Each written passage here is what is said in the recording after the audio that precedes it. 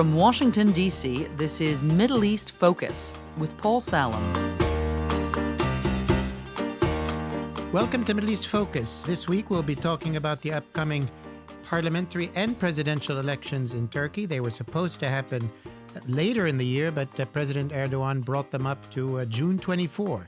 So that they could be quite important, quite transformative elections, especially after the passage of a new constitution last year. With me to discuss these issues is the director of our Turkey program here at the Middle East Institute, Dr. Gonul. Gonul, thank you for being with us. Thanks, Paul. And our non-resident fellow, our esteemed friend and colleague, former U.S. Ambassador to Turkey, Mr. Robert Pearson. Robert, thanks for being with us. Glad to be here.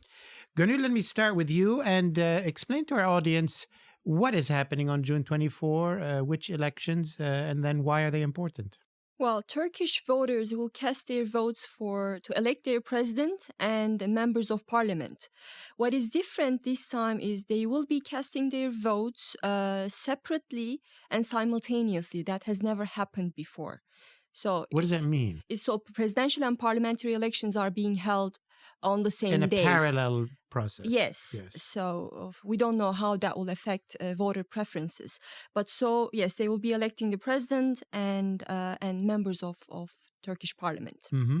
And why were they brought forward, these elections? Why did President Erdoğan change the date? I believe it had much to do with the economy. Mm-hmm. Turkey recently, just a few weeks ago, faced a currency crisis. Turkish currency dropped against dollars. So I think President Erdoğan wanted to call for early elections to avoid potential effects of a looming economic crisis. But wouldn't it, maybe one would think, if the economy is going south at this point, is it a good time for him to call elections?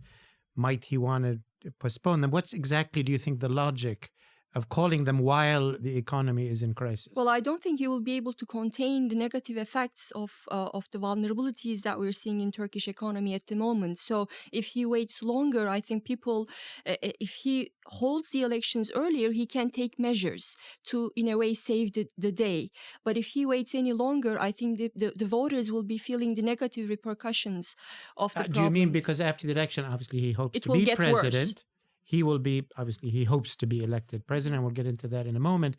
And he will have stronger powers after this election. Is that the case? That is right. If he wins, he will have more powers, but he will still have to govern a country. And economic growth has been the backbone of his support since he came to power. Mm-hmm. So whatever happens in Turkish economy can become a huge vulnerability for him. Ambassador Pearson, let's talk more about the economy. What do you think is going on, and what impact is that having on the country and on the president? Well, I think the economy has been weak for a long time, and it's getting weaker at a faster pace. So the inflation rate today is as bad as it was nearly 20 years ago. Wow. And the international rating houses have downgraded the Turkish currency. The Turkish current account deficit, the difference between what they're earning in the world and what they're spending in the world, is now 5% of the GNP. That is as large.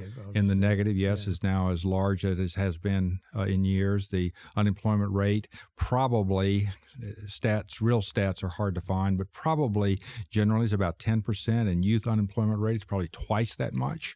So the truth is that it's as if Mr. Erdoğan is a racehorse rounding the last curve and headed for the finish line, but those troubles are now gaining on him, and he's hoping to cross that line before they really become so important that they directly affect him. Well, he was certainly known and rose to great prominence because of the success, partly, as Gonul mentioned, of the economy in earlier years. First of all, what in your view is the cause of this economic decline or trouble? Is it political? Is it decisions he made? Or is it more systemic things in the regional and global economy that are affecting Turkey? Part of them are systemic for Turkey. When they began in 2002 and 3 to revive the economy, it had been made a wreck by the previous traditional parties. And so with international money, they were able to consolidate banks. They were able to put the inflation rate back to single digits. They really performed economic miracles. When that peace ran out after about 10 years, then they began to work with what we call hot money, where it's basically volatile, temporary investments in portfolios and no real wealth coming into the country. For example, the percentage of foreign direct investment that Turkey gets today is the same percentage that it got in 1994. So it is not drawing resources from the world investment community that it Why is that? did. Is that partly, I mean, of course, the bid to join the EU was a big engine for a while. That's been off the books for a while. What are the reasons that the economy is not attracting the investments? Most people, corruption issues? Is it well, the mismanagement? corruption issues in 2013 were a factor. That is absolutely true. But today, I would say it's more lack of trust in the reliability of governance and economic management in Turkey. So big investors in London and Germany and the United States are staying away when in years previously they would have been willing to put money into the economy. And without that real frankly, high-protein economic diet for Turkey, it's living on a kind of candy where they hand out money to people, provide subsidies and that sort of thing. Very unhealthy for the economy. One of the interesting things about this election is that regardless of who wins or in what percentage, these economic problems will not go away. So they will still be there, and they are likely to worsen. And I think that's one of the reasons, as Gonul said, that Mr. Erdoğan decided to advance the date of the elections to be able to look as if he was going to be the master of the solution. Well, Gonul, put us in the mind of the Turkish voter. I mean, there are many priorities in the headlines. We hear a lot about, fights with the Kurds in Syria and the issue of ISIS and scandals with Erdogan. So where does the economy fit into all of this? Or asking in a different way, what are the majority of Turkish voters voting about when they go to the polls? Well, economy, I think, is the number one factor. And especially if you look at the public opinion polls, people think that their biggest worry is the state of Turkish economy. And we've seen that in the past, the AKP is vulnerable to that. In 2015, for instance, June 2015 elections, when the AKP lost its parliamentary majority after so many years, it was mainly because of the growing concern about Turkish economy. So it plays an important role. But there are other problems facing the country, and there are, in a way, existential problems. Well, let me hold there for a moment. On the issue of the economy, when voters go to vote, if they're voting for the AKP and Erdogan's party, what are they getting, or what do they think they're getting? If they're on the economic side, and if they're voting for some of the other parties, whether it's CHP or HDP or others, what are they getting there? We're familiar maybe with the U.S. elections. You vote Trump, you vote Republican, you vote Bernie Sanders. There are different economic packages, as it were. What are the Turkish voters, what are their options in terms of their vote? Under the AKP, a new class called the Anatolian Tigers, these are conservative middle class that couldn't really benefit from the economic growth under previous governments. So under the AKP, they grew a lot and they became integrated with the world. So now, of course, they want to keep those privileges. So in the past, when they voted for Erdogan, they voted for the continuation of the economic growth. But now, even that class is really worried. The European Union is very important for them, and the EU is Turkey's biggest trading partner. So tense relations with the EU doesn't really it concerns this new business So if you're class. voting for Erdogan and his party, are you voting for a continuation of economic policies, or is he promising some Economic revamp growth. or economic growth? And are you also voting for tense relations in a way with Europe? And then what are your options if you want to vote for somebody else? See, that is the problem. I mean, until now, since these people they've seen a major economic growth, of course, they would like to have that. But recently, what they're seeing is because of Erdogan's unorthodox economic views, they feel like he's hurting the country's economic prospects. So they're looking for options. And here comes the opposition. The opposition is arguing that if we want to strengthen our economy, first we need the rule of law.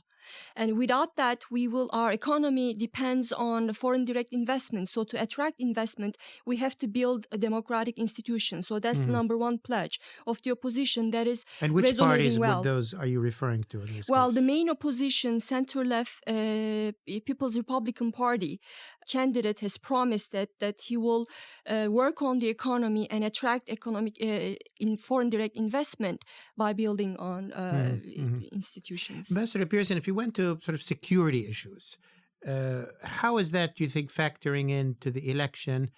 And where does the military, which used to be a big player in this system, less influential than That's before, a very where do good they question. stand? This is a bubbling issue, really. I think the country feels better as a result of the Afrin operation, the good performance of the Turkish army. Which was the Turkish army taking right, them and going into northwest Syria, exactly. taking Afrin. And they received a lot of praise and good credit for that.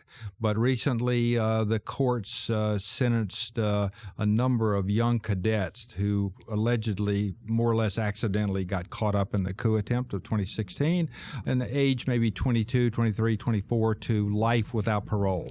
Wow. And this kind of harsh crackdown has rebounded onto the AK party, and it has connected with a sense of justice that many people worry about in Turkey today that flows from the crackdowns after the coup on many thousands of people who lost their jobs, academicians, people in companies, for example, companies captured and newspapers closed down. So it feeds into a general angst in the population, and therefore I think in a way it is partly a reason for concern and partly a metaphor for broader concern in the society about what kind of country Turkey is and what sort of institutions will it have to protect itself. And I think that is, if I may, that is important, Paul, because there is now resentment even among AKP supporters. Many people, especially About the crackdown? about the extreme crackdown, Yeah. especially the young, urban, educated class, thinks that he's gone too far.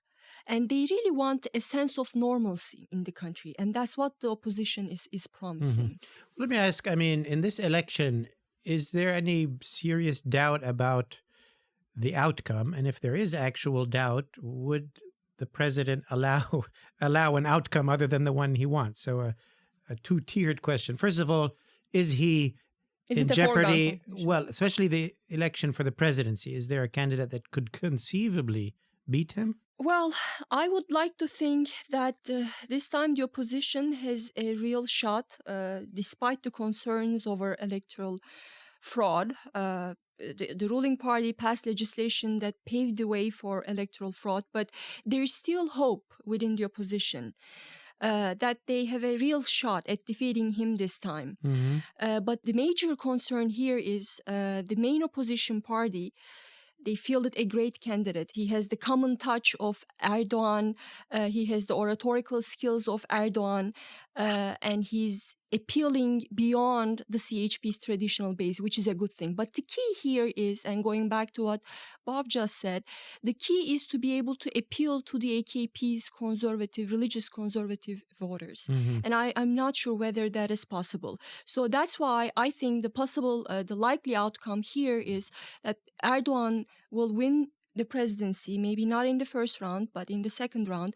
But the ruling AKP might lose the parliamentary majority.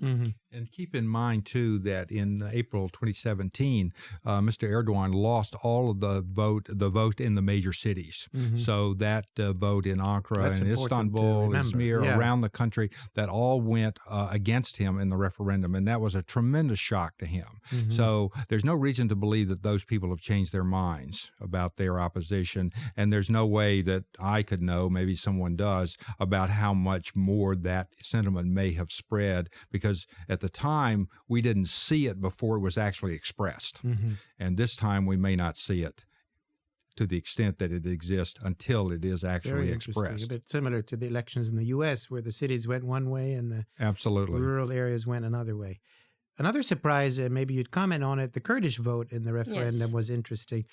Where do you see it today? What are their choices? See, that is the key. The other thing that I wanted to talk about when we talk about the parliamentary elections is that how the pro-Kurdish HDP performs is the key here. Because according to Turkish law, a party has to pass 10% threshold to enter the parliament. So if the HDP, it's currently polling around 10-11%.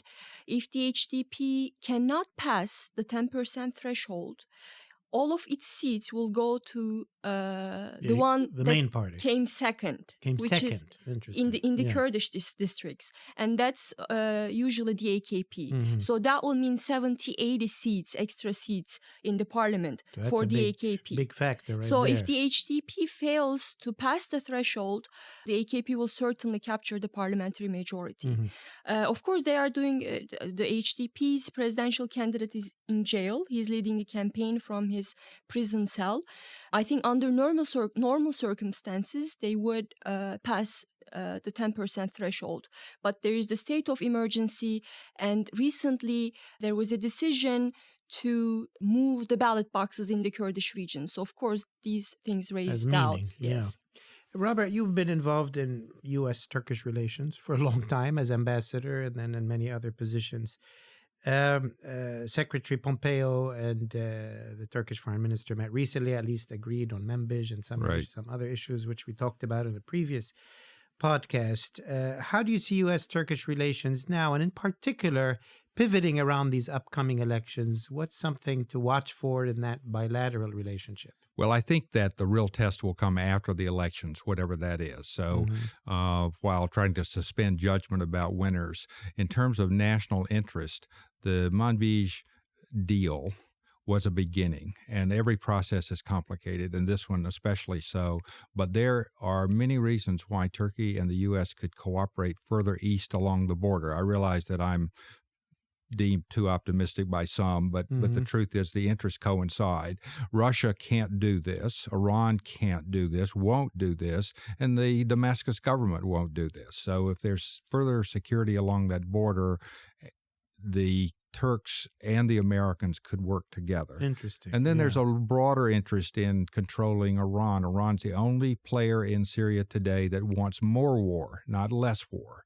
Puts them at odds a bit with the Russians and with Damascus. Particularly with Israel and that Indeed, front. and that southern corridor. And the Iranians are no friends to the Turks in eastern Syria. They've signed oil deals with the Kurds, for example. And so there is potential space there for the U.S. and Turkey to have a broader conversation over time built on trust and good negotiations and good diplomacy that could strengthen the relationship bilaterally. Well, in the new, Secretary Pompeo and John Bolton joined the Trump administration recently.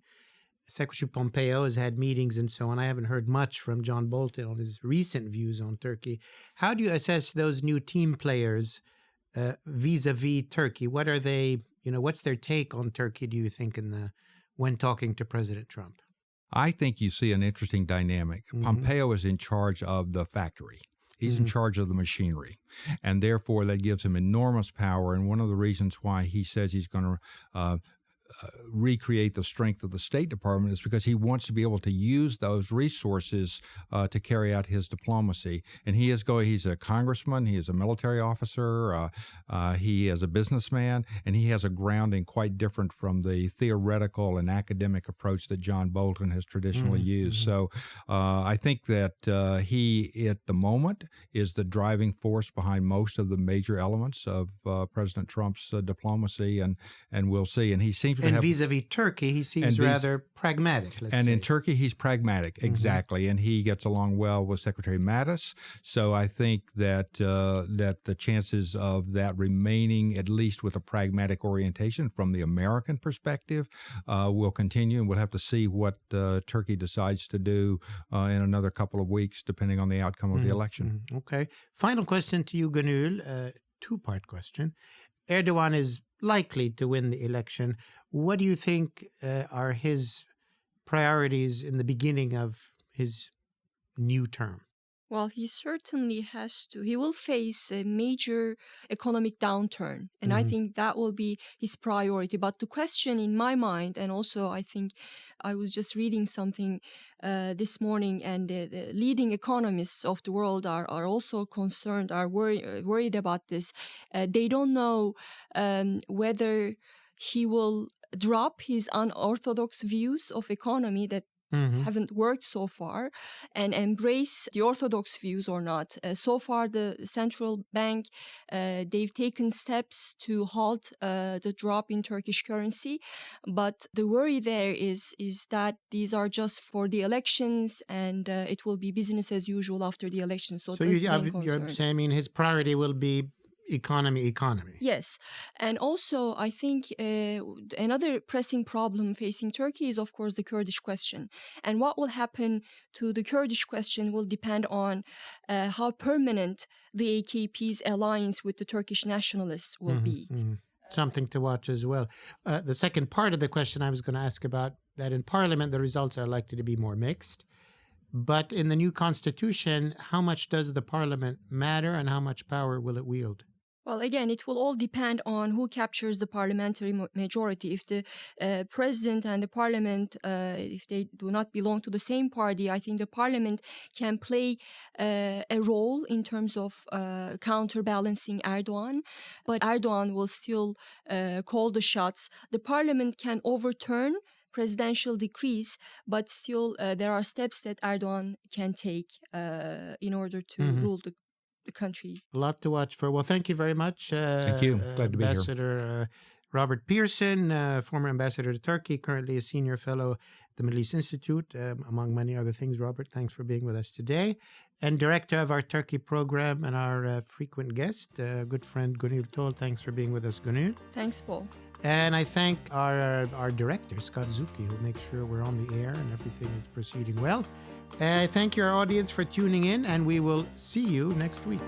This has been a presentation of the Middle East Institute. To support MEI's programs and podcasts, please donate at www.mei.edu. Thank you for your support.